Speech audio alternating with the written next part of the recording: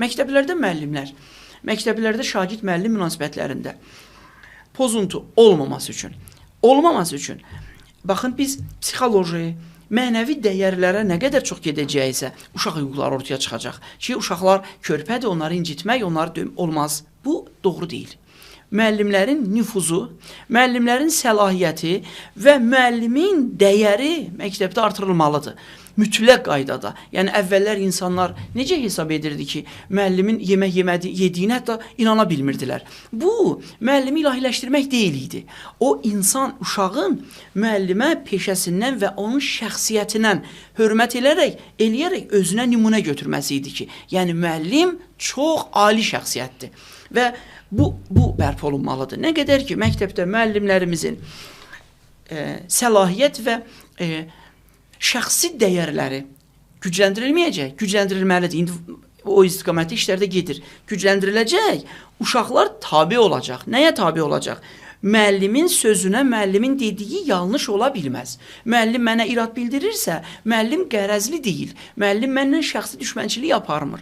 Bax, bu uşaq psixikası müxtəlif ailələrdən gələn, müxtəlif tərbiyə və müxtəlif sağlamlıqda, psixi sağlamlıqda olan uşaqların bir sinifdə 30-40 nəfər uşağın cəmləşməsi onlara müəllimin fərdi yanaşmasını məhdudlaşdırır. Mümkün deyil fərdi yanaşsın. Amma ümumi bir psixologiya əmələ gəlir.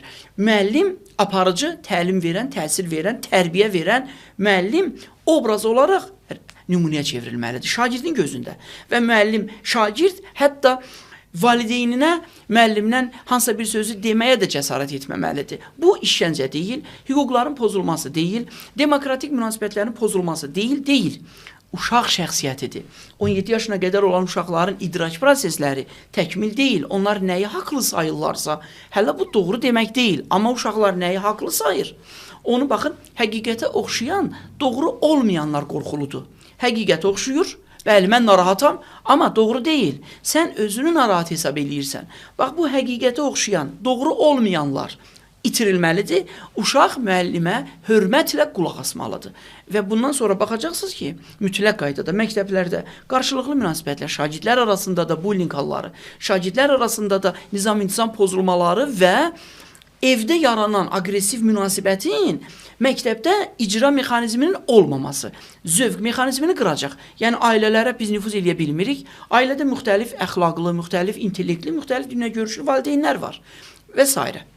Bax, bu valideynlərin genetik amilləri də var. Bu, ailədə əmələ gələn gərginlik və narahatçılıq və s. nifrət, məyusluq, qəzəb. Uşaqda formalaşan o his, uşaq evdə onu icra etmək üçün ən yaxşı yer məktəbdir. Küçədə düşünməyəcək. O, onu düşünmədiyinə görə də həmin o qəzəbin, aqressiyanın icra etməsi üçün mümkün olan bir yer yoxdur. Edədikcə beyin zövq almayacaq. Yəni, uşaq nə edəcək? Evdəki o davranışların hesabını atadan istəyəcək ki, ata, siz mənə haqsız eləyirsiniz. Siz mənə də o izahat verməyə başlayacaq. Bax, bu gün bizim cəmiyyətimizdə uşaqlarda aqressiv münasibətin, rəftarın, davranışın geniş bir, qlobal bir formada təhlükəli bir hala gəlib çıxmasında vacib detallar var. Uşaqlarımız izahat vermək, hesabat vermək, məlumat vermək. Bu üç elementi itiriblər. Yoxdur bunlar. Yəni, uşaq axşam evə gec gəlir, valideyn ondan soruşanda ki, oğul, niyə gec gəldin?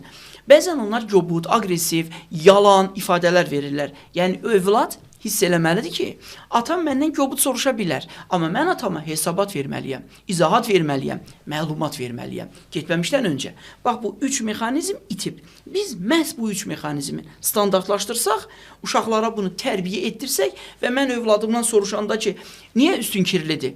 O, uşaq valideynin mənim işimə qarışır, mənim haqqımı pozur kimi düşünməyəndə, izahat verməyi özünə borc biləndə əmələ gələcək hesabat, məlumat, izahat bunlar uşaqda əmələ gətirəcək borc, cavabdehlik, məsuliyyət, nizam-intizam. Bax, bu 4 element qoyulandan sonra bizim cəmiyyətimizdə uşaqlar tərəfindən, yeniyetmələr tərəfindən və bu yeniyetmələr sabah cəmiyyətin yetkin şəxsləri olacaq. Həmin aqressiv münasibətlərdən, emosional pozuntudan əmələ gələn, mən üzr istəyirəm sözümə görə, cinayətlərin qarşısı ümumiyyətlə alınacaq. Digər ədavətdən əmələ gələn hadisələr o mövcuddur.